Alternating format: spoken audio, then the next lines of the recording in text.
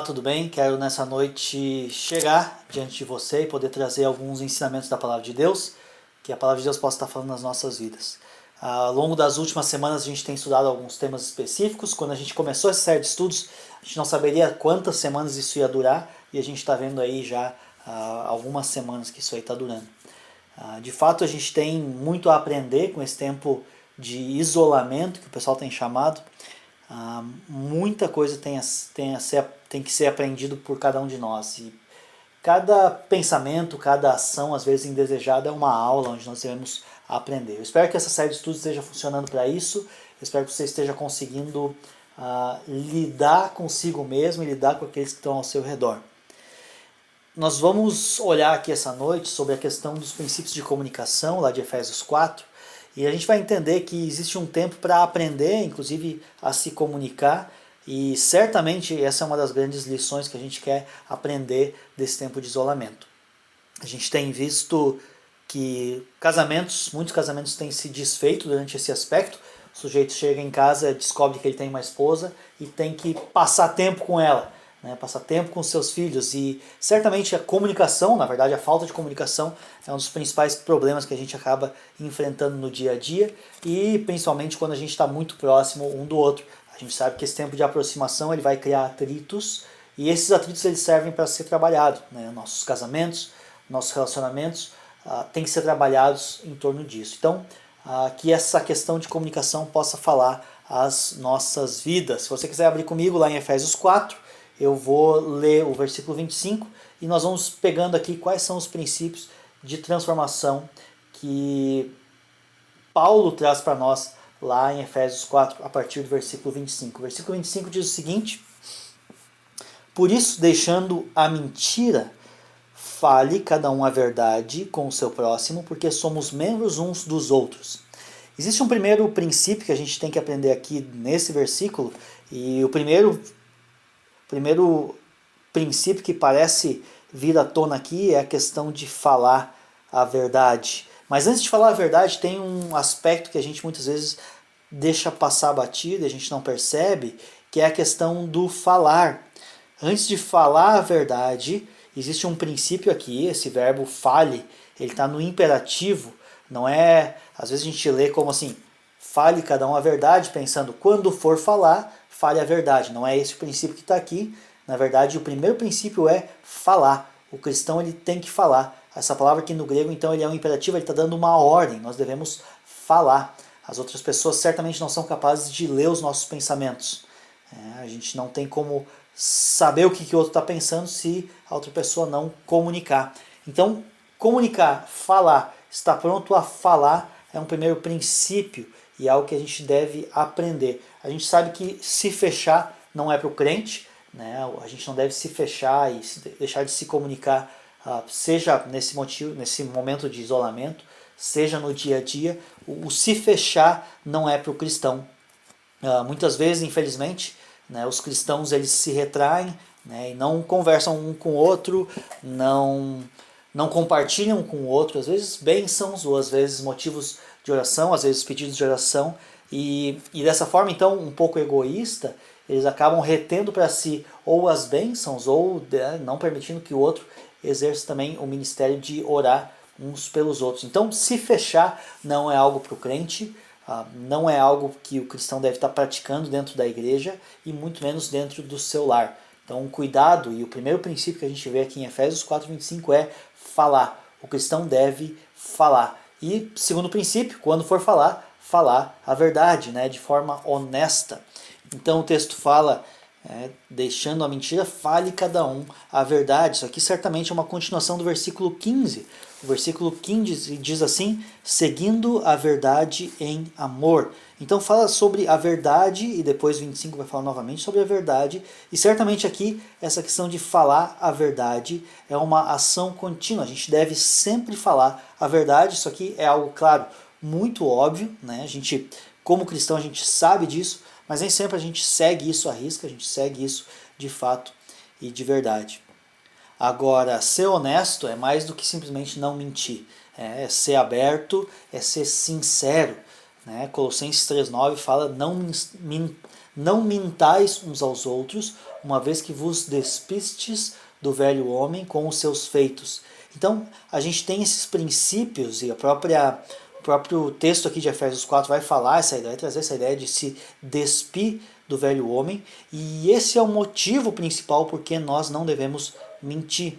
E o versículo 25 ele ainda complementa, né? Porque somos membros uns dos outros. Então ele fala, pelo fato de nós sermos membros uns dos outros, de nós estarmos unidos em Cristo, nós fazemos parte de um mesmo corpo, é isso que nos leva a não mentir. Então a sinceridade é o que deve permear os nossos relacionamentos. Então, quando for falar essa verdade, de fato, o que Efésios 4,15 falou, né, é falar essa verdade sempre em amor. Então, quando essa verdade for falada, ela tem que ser a verdade, mas em amor. Às vezes as pessoas falam, né, eu falo a verdade, falo tudo mesmo, né, falo na cara e não vejo problema nenhum nisso, né, e muitas vezes fala a verdade, mas faltando amor.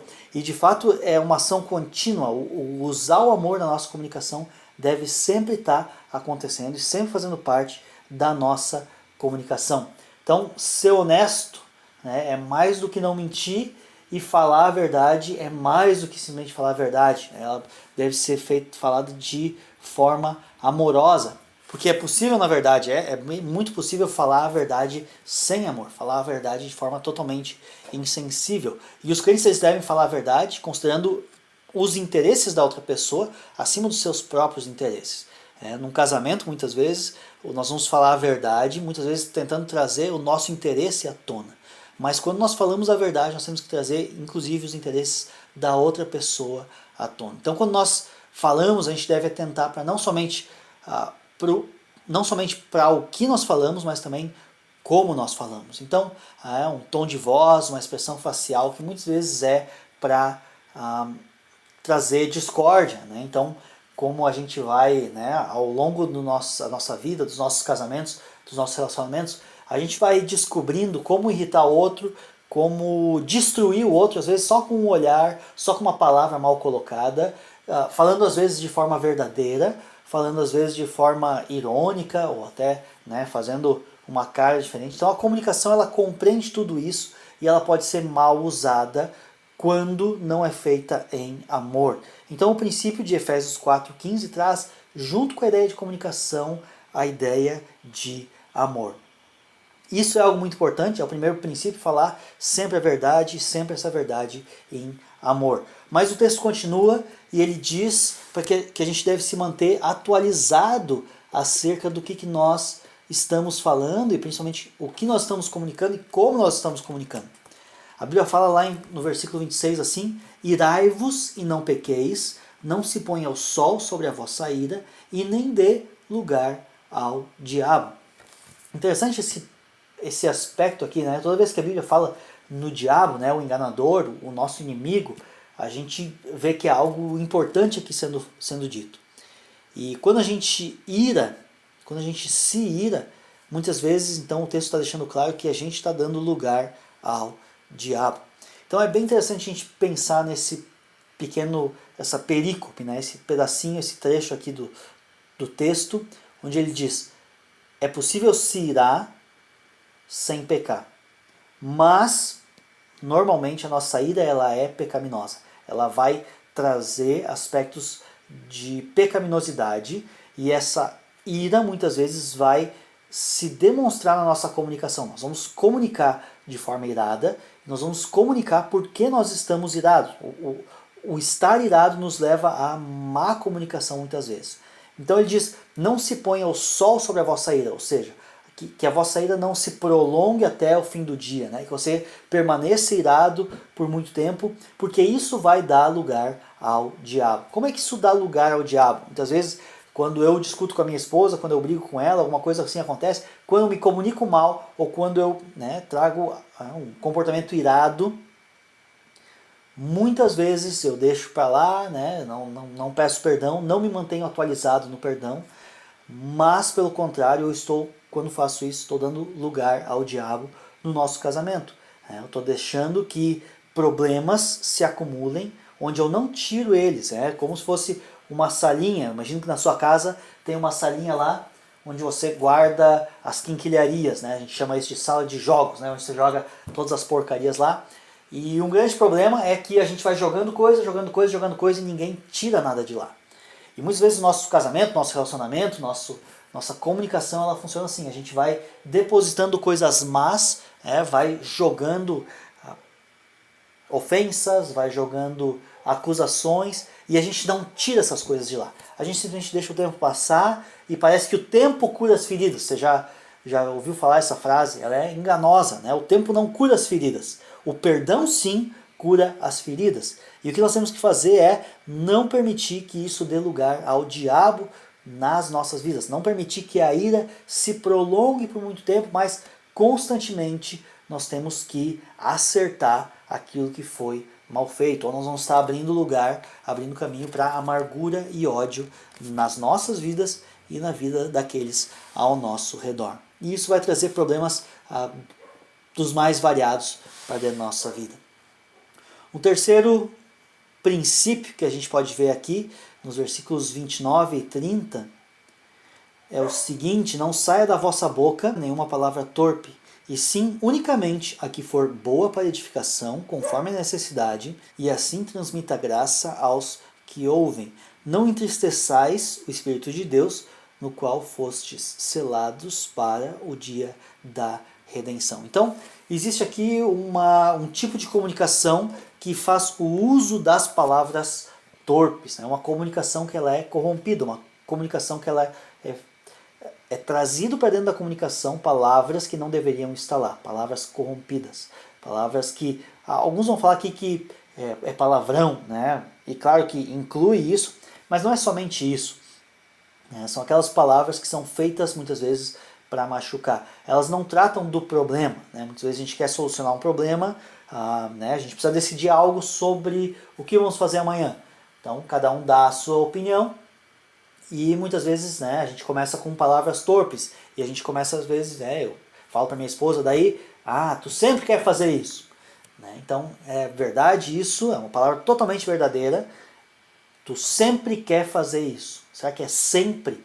Né? Talvez com frequência ela queira fazer isso, talvez constantemente, mas sempre, quando eu falo que é sempre, é uma palavra corrompida. Isso não é uma verdade. Na verdade, estou usando dessa palavra, essa forma de comunicar algo, para atacar ela.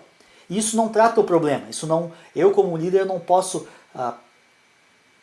atacar a pessoa e não lidar com o problema. E quando eu estou fazendo isso, eu estou focalizando muito mais na pessoa e tentando destruir ou arrasar com ela para tentar ganhar o argumento, ganhar aqui a discussão. E o que diz aqui no versículo 30 é que isso entristece o Espírito Santo de Deus. O Espírito de Deus se entristece com isso porque ele está presente em nós. Então, em vez de nós fazermos parte de um mesmo corpo, como diz no 25, né, o motivo pela qual a gente fale a verdade para cada um em amor é o motivo que nós somos membros uns dos outros. No versículo 30 fala sobre fazer o contrário disso, entristece o Espírito de Deus que está presente em nós. E essa comunicação, então, é uma comunicação muitas vezes que é corrompida, quando a gente ataca a pessoa ao invés de atacar o problema. E é muito comum a gente fazer isso, é muito comum a gente tentar lidar muito mais pessoalmente, né, na pessoa do que com o problema em si. Então a comunicação que edifica, na verdade, são palavras que animam, né? Com que frequência que a gente escuta palavras que animam? Quantas vezes você traz um elogio, talvez, para o seu marido, para a sua esposa, né? Talvez com pouca frequência isso acontece no seu lar, né? Porque muitas vezes, quando isso acontece, parece que nós estamos perdendo um jogo, como se a gente estivesse competindo um com o outro, né? E quando você está fazendo isso, parece que você está jogando contra si mesmo e jogando no time do outro. A gente esquece que quando nós casamos, quando nós somos uma família, quando nós somos um time, nós temos que andar juntos e não cutucando um ao outro ou destruindo um ao outro. Isso não traz edificação, isso não traz crescimento e a boa amizade da família, ela não cresce ali. Ela simplesmente vai diminuindo e muitas vezes então acaba tendo complicações bastante graves. Outro princípio, quarto e último princípio que a gente vai ver aqui essa noite, é o princípio de que nós devemos, ao invés de simplesmente reagir, é que nós devemos agir. Então nós estamos muito acostumados às vezes a reagir simplesmente às coisas que acontecem. Algo acontece e eu reajo de uma forma já padrão.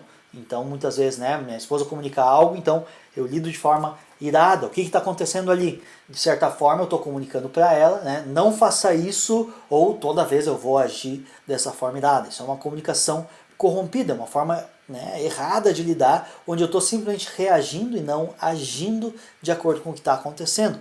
Versículos 31 e 32 diz: longe de vós toda amargura e cólera e ira e gritaria e blasfêmias e bem assim toda a malícia. Antes, sede uns para com os outros benignos, compassivos, perdoando-vos uns aos outros, como também Deus em Cristo vos perdoou. Então nós temos uma tendência muito forte a lidar sem perdão, lidar com condenação. Muitas vezes nós lidamos numa posição de defesa em relação aos nossos pecados. A gente quer se livrar da culpa simplesmente fugindo ou reagindo de forma má. Mas nós não vamos resolver nossos problemas dessa forma. Nós não vamos crescer espiritualmente se a gente insistir em agir, insistir em ser esse tipo de pessoa. E através do poder do Espírito Santo, então, nós podemos aprender a ser benignos, compassivos, prontos a perdoar. Então ele traz aqui umas obras da carne no versículo 31. A amargura, cólera, ira, gritarias, blasfêmias. Coisas que a gente se dá ao luxo, às vezes, de poder fazer essas coisas, mas o texto está deixando bem claro que nós não devemos fazer essas coisas. Antes, muito pelo contrário, nós temos que ser benignos, compassivos e, principalmente, perdoando-vos uns aos outros. Então, muitas vezes a gente lida como se fosse um hábito, o hábito de se irar, o hábito de lidar mal com outra pessoa e muitas vezes de maneira irresponsável. A gente começa a reagir e a gente torna isso um padrão mau de reação má e a gente acaba destruindo o nosso lar.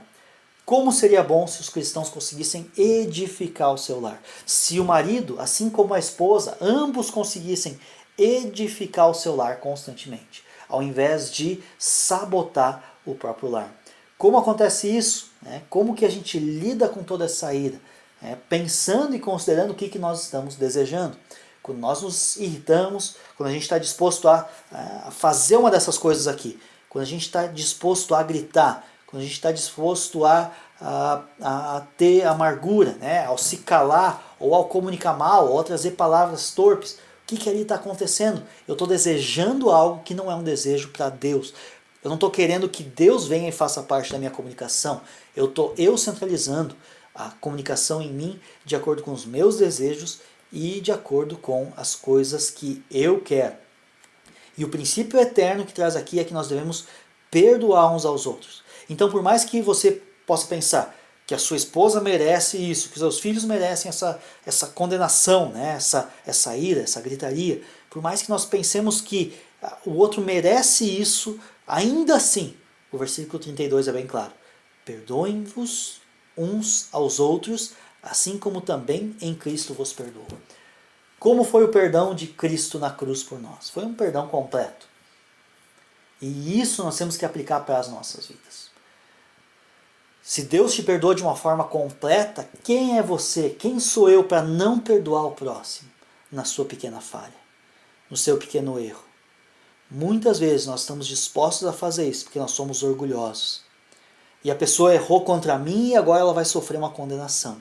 Isso não é bom, isso não é bíblico, isso não provém do Pai, provém do meu egoísmo, provém de Satanás, versículo 27, de dar lugar ao diabo. Isso não faz parte da vida do cristão. Por isso, meu irmão, hoje é um tempo para pensar isso. Certamente esse período de confinamento, onde você está bastante tempo junto com a sua esposa, com seus filhos, com seu marido, você pode repensar isso e pensar o que eu tenho desejado para mim, o que eu tenho querido simplesmente para mim, que é egoísmo, que é errado e acaba gerando ira, blasfêmia, cólera, amargura, gritarias e malícias. Será que é isso que Deus quer para mim? Ou será que eu posso me arrepender? Ore com seu familiar, ore sozinho, entregue essas coisas para Deus. E certamente você vai desfrutar de relacionamentos muito mais saudáveis. Que Deus possa lhe abençoar e lhe dar uma ótima semana. Deus te abençoe.